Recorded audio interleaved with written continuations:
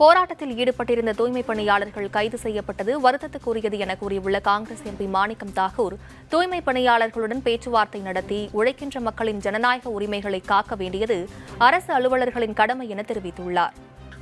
உயர்நீதிமன்றத்தினுடைய உத்தரவு இருந்தாலும் என்னை பொறுத்த மட்டும் இது மிகவும் வருத்தம் அளிக்கிறது. அவர்களோடு என்ன இருந்தாலும் சரி பேச்சுவார்த்தை நடத்தி அவர்களுடைய அமைதியாக உழைக்கின்ற மக்களுடைய அவர்களுடைய ஜனநாயக உரிமைகளை அரசு அதிகாரிகளும் சரி அரசும் சரி காக்க வேண்டியது கடமை.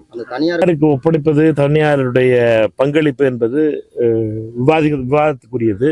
ஆனால் என்னன்னு கேட்டீங்கன்னா, இருக்கின்ற தொழிலாளர்களை கௌரவமாக நடப்பதும் அவர்களுக்குரிய பாதுகாப்பு கொடுப்பது என்பதும் இவ்வளவு காலம் மாநகராட்சியிலும் நகராட்சியிலும் உழைத்த தொழிலில்லாத தூய்மை தொழிலாளர்களுக்கு இப்படி நடத்துவது என்பது வருத்தமளிக்கும்.